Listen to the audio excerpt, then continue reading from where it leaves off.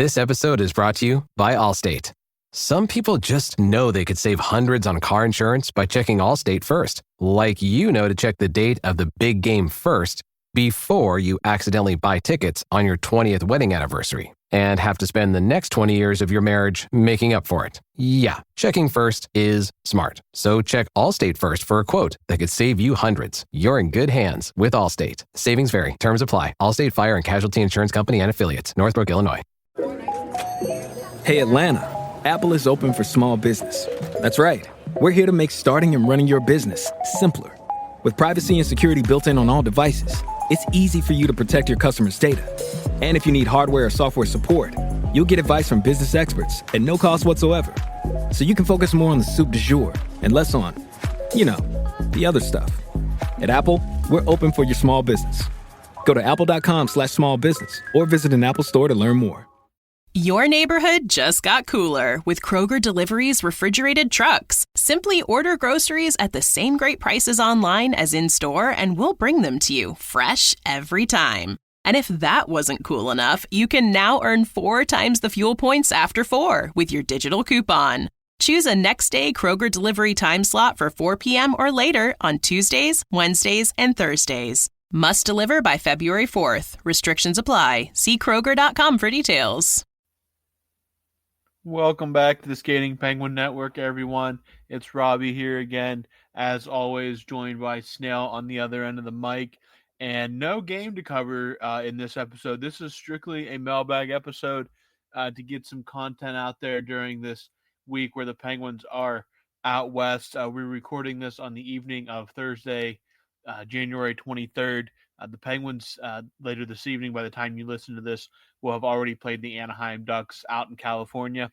But before we jump into the mailbag, as I mentioned, Snail is here as well, and he is out in Seattle.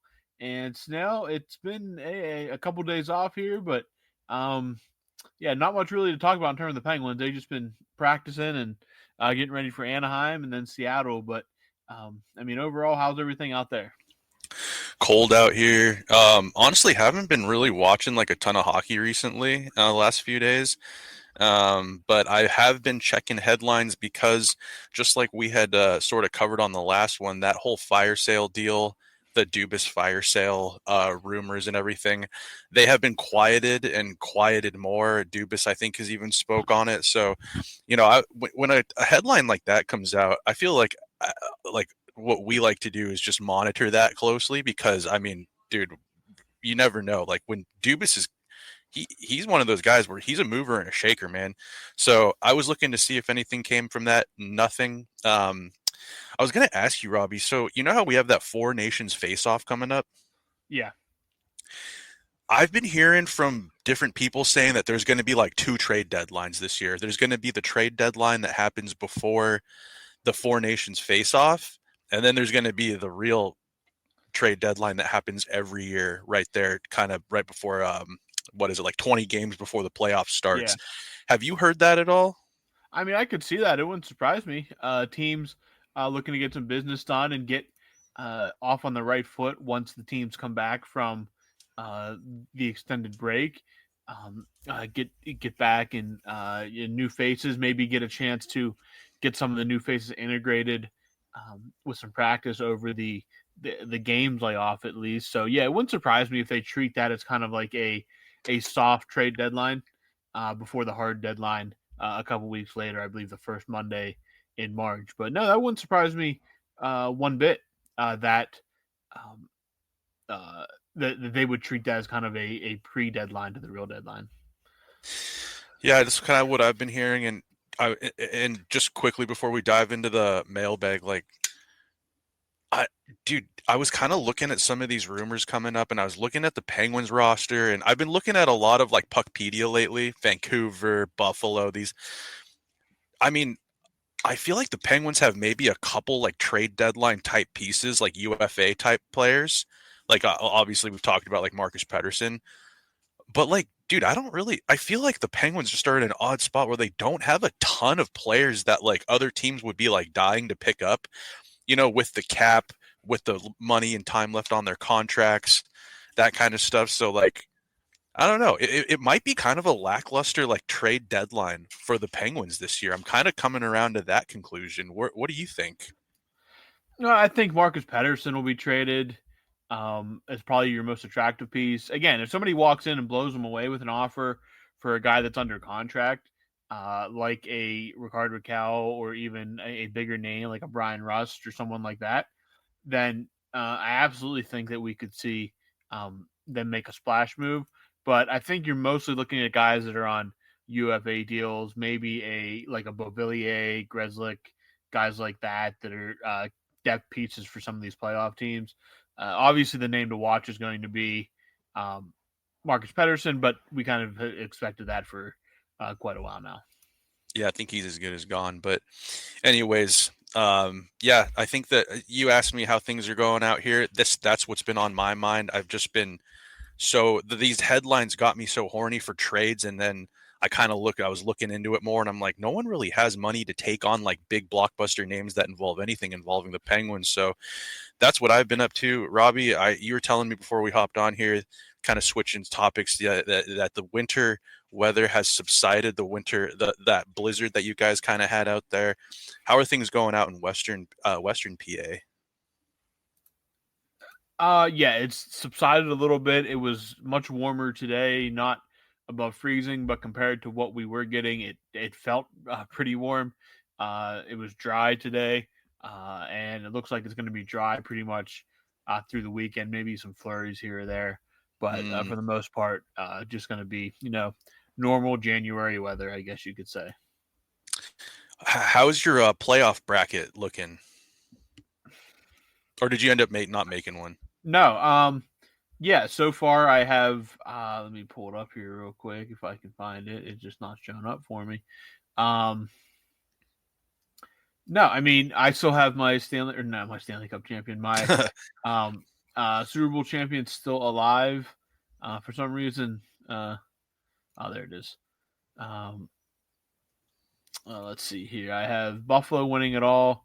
I have three teams left. I have the Chiefs and Bills and Eagles all still alive. So a chance here to at least be a decent, uh, uh, have a decent result here. So we'll see how it all ends up playing out.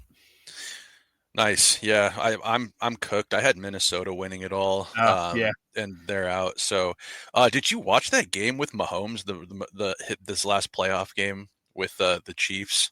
yeah, yep, Does Mahomes just like disgust you? yeah. He definitely gets some favorable calls and tries to push the limits of the embellishment and stuff as well. So I mean, dude, I think it's like borderline embarrassing. yeah, it can be. Yeah, it's like a hockey player does it. Yeah, it's almost worse though because you just know he gets these calls and he wins all the time, so it's even more disgusting. But anyways, Robbie, that's all I really got for the Yeah. little intro we got going on here. But we got a mailbag to get to, and it's just Brian heavy this Yep. time. Thank you, Brian, for supplying the content. We appreciate you, bud. And let's kick this off, Robbie. Going over to you with this first question. Brian asks, what way do you think Kyle Dubas envisions getting this team to? We know he wants to be younger, and with that youth comes speed, but do you think there's a team he wants to mold them after? For me, the way Ottawa is playing right now is the direction I'd want. They are pricks out there. So you think that Dubas has essentially got like a team in mind that he's kind of building this team kind of to replicate the way that they play in style and all that? I think he wants to build them like Toronto. To be honest, I think he wants a speed game. Obviously, that's just the way the NHL is in general. Now, Dubas had a great situation out there, obviously, with guys like Willie Nylander and Austin Matthews and Mitch Marner. A lot of great young talent that the Penguins don't have right now. And obviously, like Matthews was a first overall pick. All those are high draft picks. So to get there, they have to be bad. Is he gonna? If I think he wants to try to get them competitive again without ever bottoming out completely. That certainly seems to be what he's gunning for by just stacking picks as much as possible with the hope that one or two of those guys hit. And the more lottery tickets you have, the better chance you have of obviously hitting. So I think the idea is one to get good again without bottoming out, be a speed team, be a fast team, but be an aggressive team, heavy forecheck. And I think that's why Mike Sullivan is hanging on, because I think that style is what he wants to play and what Kyle Dubas wants to build for. And yeah, they're going to get younger. I expect them to be very young next season, one way or another, because I think even this offseason, you'll see guys moved. Um, if possible, I think next year you're going to see the infusion of youth. Harrison Bronicky, a name that we talked about. Um, Tanner Howell, I'm assuming, is going to be at the very least in the AHL next year. Owen Pickering is already in Pittsburgh. Tristan Brose is ready for it. Will probably be ready next year. The goaltenders we talked about. Blomqvist, we figured pretty much here to stay. Murashov's knocking on the door.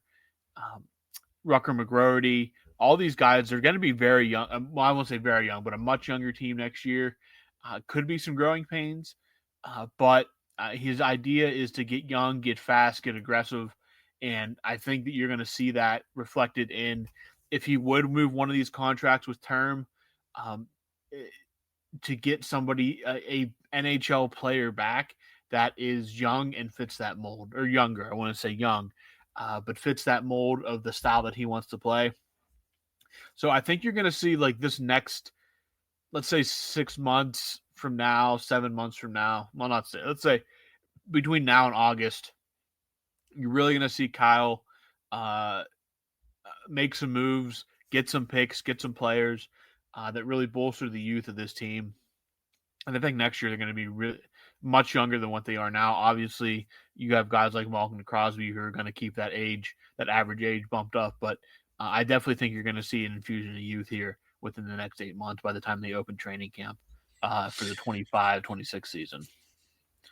Yeah, I think I see that happening too. And Robbie, while you were talking, I think we should riff a little about this, and we don't have to go too deep into this, but it seems that these days, with the way that the league is, that there isn't, it's not that nuclear option of having to blow a team up and just rip it down to the studs and start over, kind of like what Detroit and what Chicago have done. Mm-hmm. But there's these teams that are able, I feel like 15 years ago, 10 years ago, even the term like retool wasn't really a thing. You never just retooled on the fly. You tried to keep the band together as long as possible, and then you blow the whole thing up and you tank for that golden goose, or at least, you want to get like a top 3 draft pick, maybe one, or, a top 1 to 5 pick within like 3 or 4 years of tanking. And then you rebuild around those guys. But I feel like with the way that the game has been trending and changing, I don't know if you saw this little stat come up. We have those historical draft classes that were like, wasn't it like the 2003 draft class, the one with like Fleury and all those like Hall of Famers in it. You've got, even more recent years, you've had like the 2015 and 16 drafts where it was just laden with studs. There's this like this former Sharks first round draft pick. His name's like Ozzy Weisblatt or something. But all the first rounders from the 2020 draft have played an NHL game now. And so I feel like, I guess my question is, do you feel like maybe with the way the game is trending and Dubas's kind of like plan for this team with the youth going forward, you don't need to tank for the golden goose. You just need a few first round draft picks or high end picks, first, second round picks that you think fit in with the way your club plays. And yeah, you don't necessarily need the Connor Bedard to win a Stanley Cup. You can kind of just create a well-rounded team, right? Like, doesn't it seem like maybe that's more so the way that it's going to be going forward? Because these players coming out of college in the WHL, the Q, if they're in the first round, their game is going to translate maybe better to the NHL than it has in years prior. Yeah, possibly. I still wouldn't mind a Connor McDavid on my team, and I think the easiest way to get back to the top is always going to be nabbing one of those top 3 picks. Again, you could be like Chicago and just be kind of failing the rebuild even with a number one pick on your team in Connor Bedard. So yeah, there's obviously no guarantees when you pick first overall, but the easiest way is going to be get one of those top picks. But I don't think Dubas wants to do that. So I think he's going to try to build through the draft and free agency as much as possible. So it's going to be interesting to see how that all plays out in the coming years. Right on. Thanks for entertaining that. Yeah. All right. With players no longer having to pay escrow and the league seemingly in a healthy state, what should Bettman do to continue to grow the game? Brian says, personally, if it was his call, I'd do whatever it took to make all games as easily accessible as possible with no more blackouts. Well, the blackouts thing shouldn't be an issue whether the league is flourishing or not. Like, you should be able to watch your hometown team. You should be, if ESPN has the games and you, like, for me, I live in Seattle. If I want to watch the Kraken, why should I have a blackout? It's just ridiculous. Yeah. That has nothing to do with how strong the league is. But to Brian's question, yeah, the league is in a very healthy state. The cap is just rising and rising, probably more so than the league even thought it would in the coming years. What should Bettman do to grow the game? Find a way to subsidize maybe like equipment for youth leagues and stuff like that, like Sid has done in Pittsburgh. You know, he's had the what is it called out there? The Penguins. Is it like the? Yeah, I can't remember the exact name, but Sid kind of was at the head of a program to get kids playing hockey, and Logan Cooley, stud for the Utah Hockey Club, he's a prospect from that, right? Like, he isn't Logan Cooley one of the many? Isn't he one of the few players that's actually in the NHL who was there because of Sid's program? Yep, he did go through. Yes. So I think in my mind, hockey is one of the most expensive sports to start playing. And, it's one of those it's one of those sports where it's like the gear is really expensive to start. But if you have a kid starting out playing hockey, that kid grows for, 18, 19 years. You need to get new gear. The sticks are expensive, and sticks are also can be fragile. If you're looking at $200, $300 for sticks, if there's a way that they could figure it out, and I don't really have a plan in mind, but I guess my idea would be find a way to subsidize in some way equipment for youth players, because if you want to really grow the game, you want more players being more kids being able to access equipment and play this game that they watch and mimic their favorite hockey players. Roller hockey, ball hockey, those are significantly cheaper, but I think that stuff is super important and super integral if you want to play hockey when you get older, is having fun with it. It doesn't all need to be organized, strict traveling stuff, but parents, they got to like sacrifice, to for these tournaments, the travel. You hear about these kids that grow up playing hockey. It's a grind, and I think it's kind of turned a lot of families probably away from that being an option for them. So the more hockey leagues and the more teams locally, I don't know if the NHL would be able to do something with that, but so you don't have to travel super far to find enough teams to play, and also to find a way to make gear a little bit cheaper. I think that's something that they'd probably be able to have a hand in. But maybe aside from that, the blackouts, of course, get rid of those. And internationally, you hear that a lot, Robbie, but I think that, internationally, like, it's probably tough for the NHL to go out and I always hear like maybe put a team in a different country or something like that. Like, I just don't really know how the travel would work with having a couple teams over across the pond. What about you? You got any ideas for how the league could grow with it being so healthy and these owners just making bank? Yeah. Well, one is to do everything you can to avoid a lockout in 2026. Oh, sure. Do everything you possibly can to do that, because you, one, don't want to stall this momentum. Take away half a season. That's half a season of revenue for 32 teams.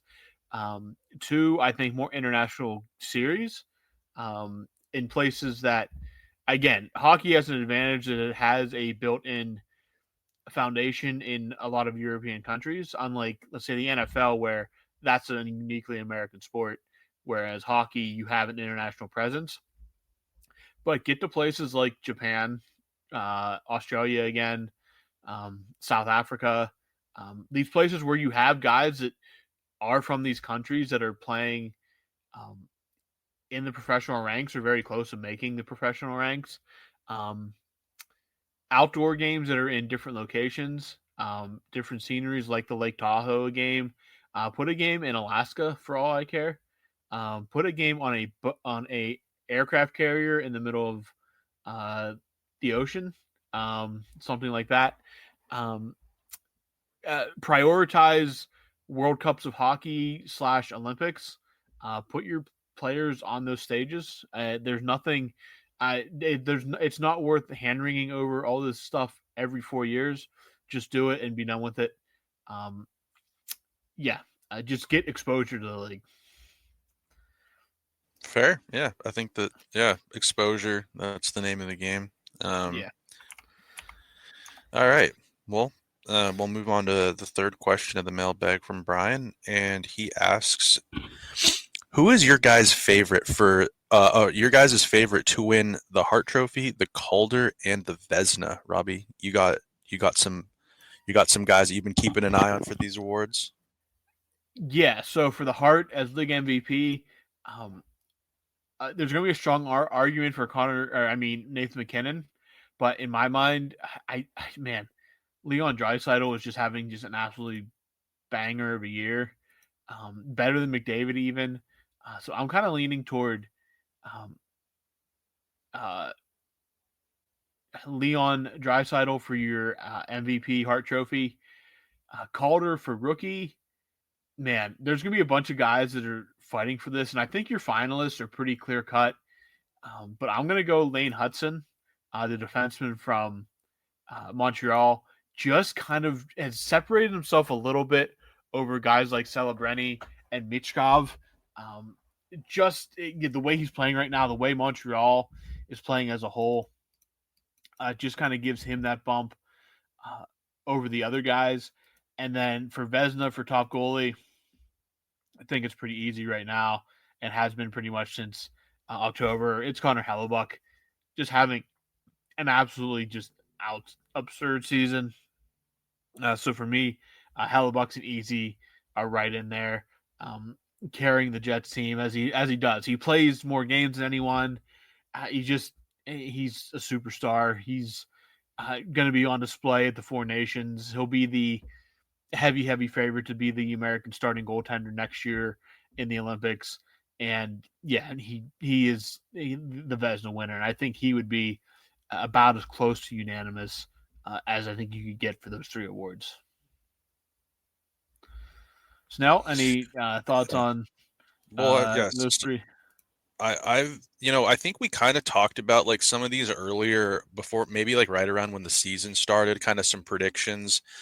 I think that the Vezina is pretty much wrapped up unless Hellebuck were to maybe get hurt or just completely fall off a cliff. But Winnipeg seems to just kind of be consistently chugging, and he's a unicorn of a goalie right now. Like the amount of games he plays, like it's just hard for me to think that Logan Thompson has really thrown his hat into the ring.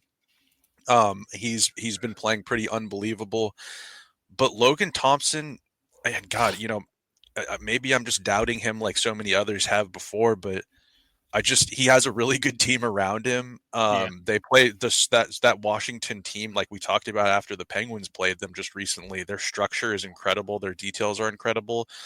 That really helps him out. I think Hellebuck is going to run away with the Vezina, barring some sort of just like, something really unexpected and unforeseen. Yeah. The Hart Trophy, I think up until like maybe 2 or 3 weeks ago, I had Kirill Kaprizov. I thought maybe finally this was his year to get some sort of accolade or award. I was really pulling for him. I like that Minnesota team a lot, but he's been hurt. I think that, could we see Connor Hellebuck win the Vezina and the Hart potentially? Absolutely possible. I wouldn't say impossible. Especially if the Jets finish with like the best record in the NHL, I could see that. If he wins the Vezina and they're there, and God, yeah, I mean, I know the playoffs doesn't really factor into some of this stuff, but it just seems that the Winnipeg Jets seem every time they go to the playoffs, Hellebuck plays such an important role in it. And I'm looking at the odds on FanDuel right now, and it's like Leon's plus 250 to win the Hart, and Connor Hellebuck's plus 500, Nathan McKinnon's plus 250, Kirill's not plus 950, McDavid having a down year only plus 410, and then Nikita Kucherov is plus 1,000. Yeah, so I'd say for my Hart, I'm gonna go. When's the last time a goalie won the Hart and the Vezina? If ever. Carey Price. Did Carey Price? Carey Price did, and Jose Theodore did. Wow. Well, give me Hellebuck for the Hart, and then the Calder. I feel like we had talked about this maybe like 2 months ago or a month and a half ago. I had Matvei Michkov over Celebrini, and right now I don't know this Jacob Dobish that's come in for the Habs that's helped them on their recent run. I just don't know if he's going to have enough games played by the end to really make a super strong. If they get to the playoffs and he's like their number one goalie, I could see that, strong consideration for this Jacob Dobish kid. I just think Macklin Celebrini is just like highlight reel goals. He's on God. Maybe if Calgary gets to the playoffs, Dustin Wolf's going to get it. Another goalie heavy year for awards. All right. That's where I'm at with it. All right. Yeah, I think those are fair as well. It should be a fun stretch run here to see where things end up. But yeah, those are our picks, and we'll see how it all plays out here in the next about 3-ish months. So do we think Ovi hangs him up after the season if he breaks the goal scoring record? I think he does. Okay. I think he John Crux it, and I think that he breaks the record, and I don't think he John Crux it. I think that he. No, that was yeah.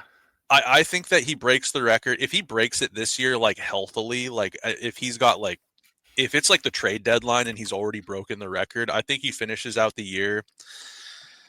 And I just know that a while ago, Ovi had a quote in an interview, and he said that, he like loves the game, but he has like a family and kids, and he wants to be able to like play with his kids and like have like a pretty normal post career, and that he wouldn't mind leaving the game at a certain point, even if he thinks he could maybe keep playing, because he wants to value that time with his kids and his family, and he's probably got just quite the post career back in Russia. If he wanted to go back there and do something, he would have probably a seat at any table for anything that the Caps wanted to do going forward, and continue to just make a ton of money and maybe not have to go out there and just one time the puck. I see him hanging it up. If he breaks it this year, I see him hanging it up. Unless, yeah, that's what I think. I'm putting that's what I'm putting my money on. What about you, Rob? I'm going to say if he's going to play until he breaks the record at this point.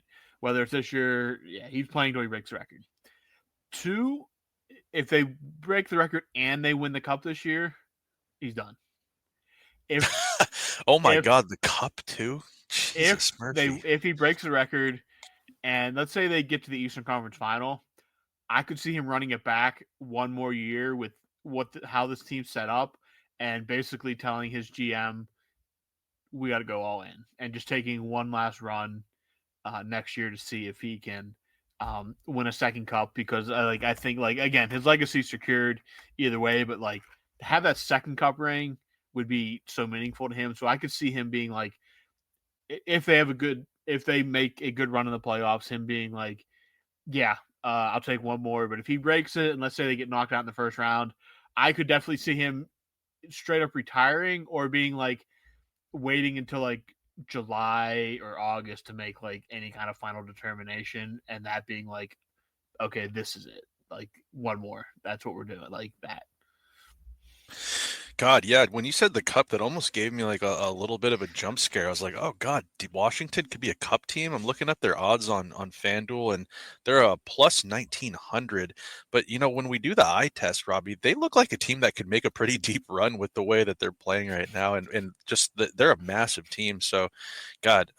Anyways, yeah, now they are. I mean, they have the top record in the NHL right now. Their President's Trophy team right now. They are. Sheesh. Well, that's nightmare fuel for us Penguins It fans. is. Yep. Could you imagine going through 3 mid-years and then Washington, who you hope bottomed out before you did, it just comes out of nowhere and wins the Stanley Cup with Ovi and yeesh. But God, yeah, if they win the cup and he also breaks the record in the same year, it's sayonara for him. Yeah. Yep. All right. Next question here is how does Robbie and Snail like the way the later start times how does Robbie and Snail like the later start times during this trip in California? I hate it. They start Yeah. at 10:30 for me. If it was a weekend or like a Friday, I'd be cool. Even tonight, it's Thursday. I only work a half day on Fridays. I may just say Nice. screw it and end up just watching the game from bed and then just piecing out after the game ends. But like Monday, like against the Kings was 10:30. Next Monday against the Sharks is 10:30.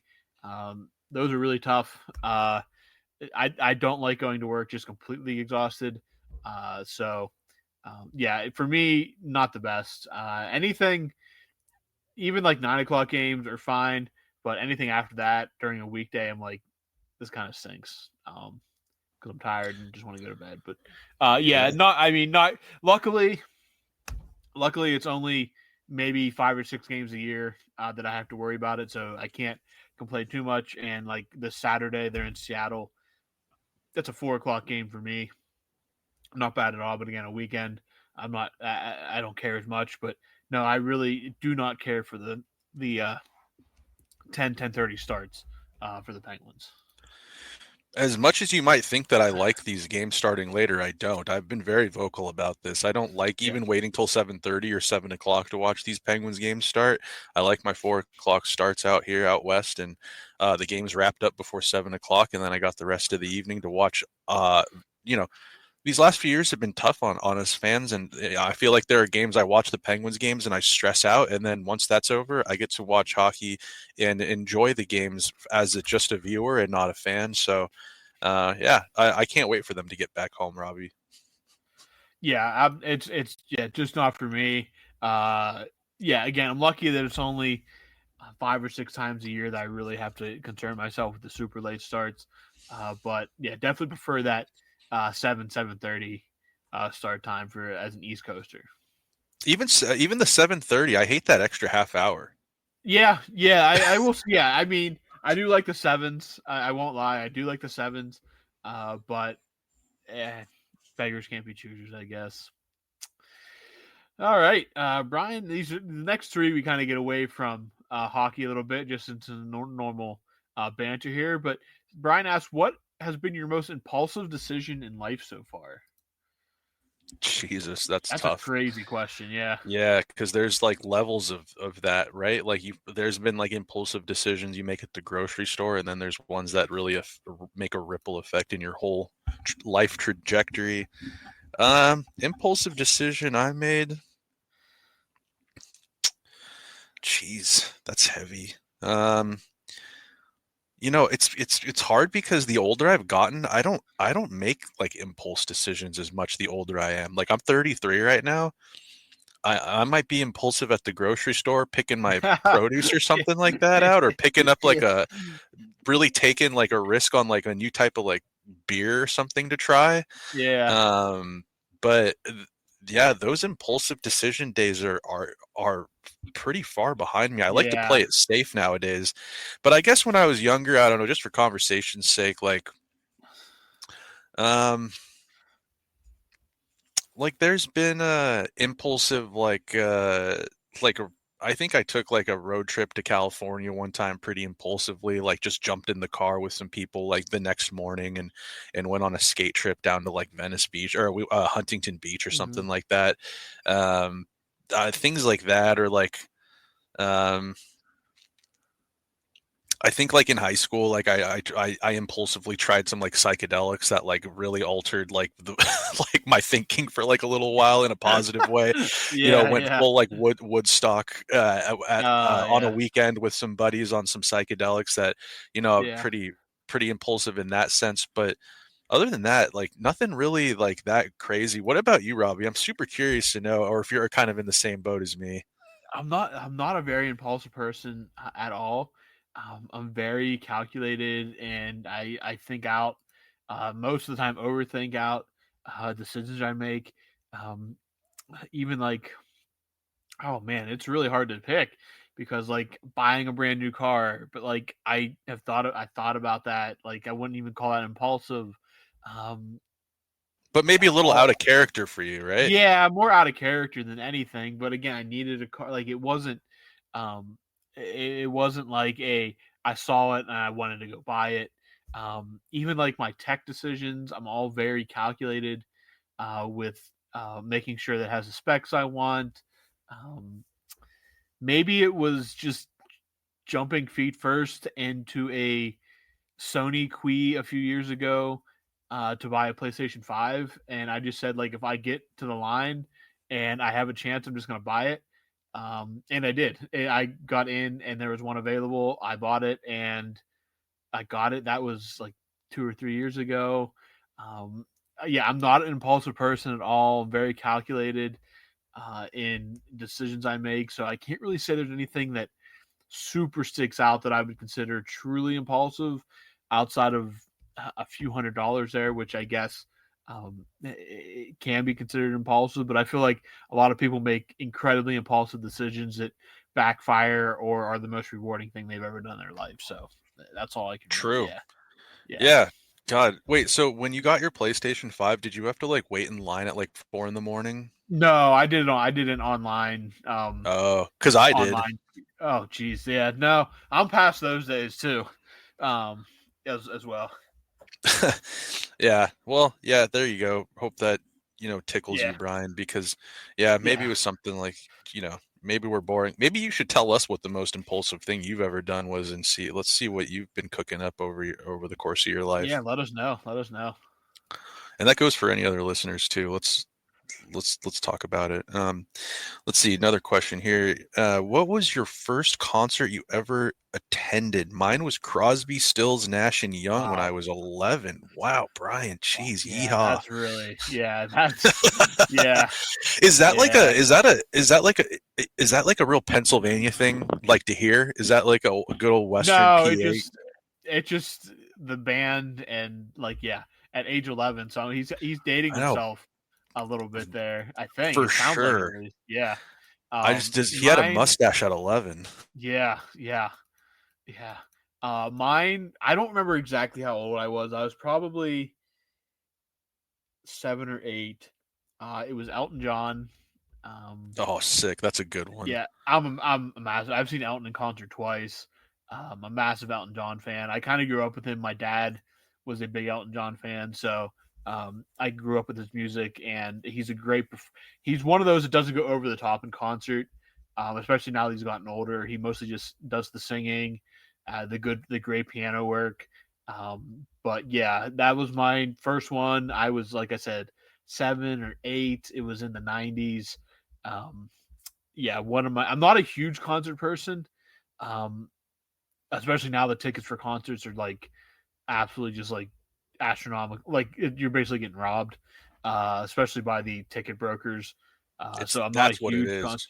yeah, I'm not a huge concert person, but if it's somebody I really want to see, I'm willing to pony up, and if I can get tickets, I'll go get tickets. But Elton John was my first concert that I ever saw in person when I was a wee lad.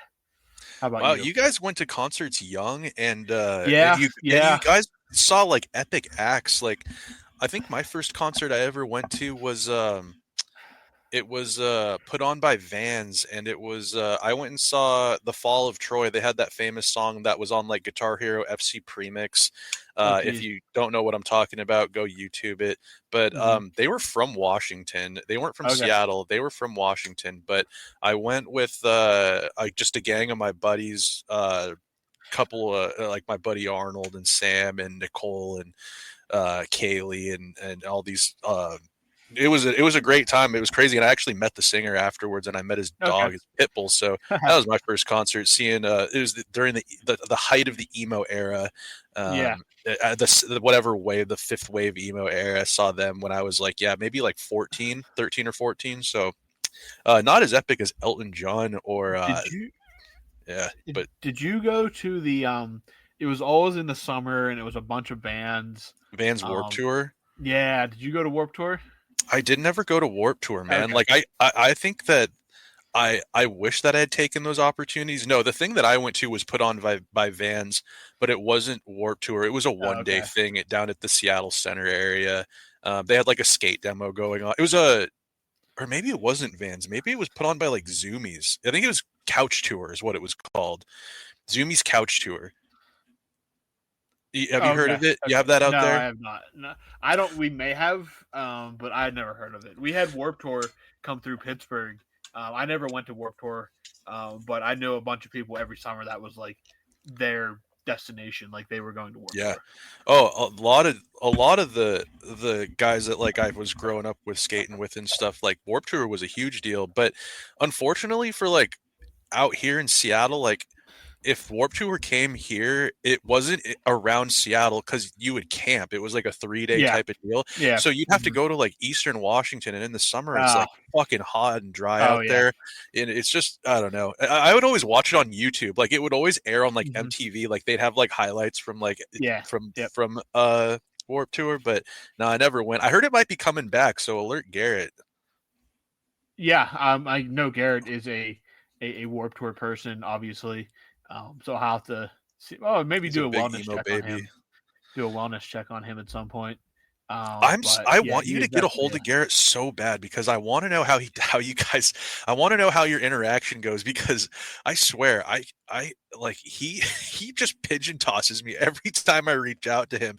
And if he gives you just like an average conversation like a hey, what's up, how's it going? I'm going to show up on his doorstep and strangle that dude. It pisses me I'll off. have to maybe this weekend I'll reach out and see if he says anything and um, go from there. You should. But anyways, Yeah. pretty epic first concerts for both of you Yeah. guys, I must say, at a young age too. That's Yeah. awesome. Yep. All right, wrapping us up here for this episode of the Mailbag. Brian wants to know this one basically for Snail. He wants to know is Snail painting houses during the winter months? Yep, not as much as I am during the nice months, but the one weird thing about houses is, there is the outside of the house, but they all have an inside too, and typically those Yeah. need painting from time to time as well. So yeah, I just painted like 2 days ago. I was in someone's house painting a stairwell for them, and yeah, but haven't been working a whole lot to be honest. It's kind of my slow time of year, and I've been enjoying it. Probably drinking a little bit too much to be totally honest, but hey, it's my time of year to kind of kick back and just to do that. You know what I've been doing a lot more than painting houses? I've been watching a lot of X-Files.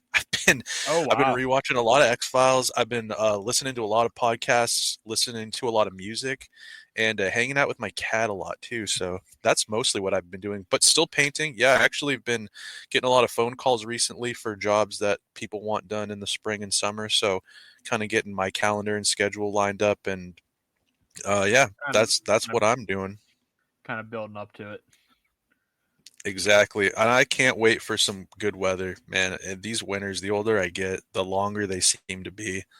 Oh yeah, that is. I will agree with that. I will agree with that.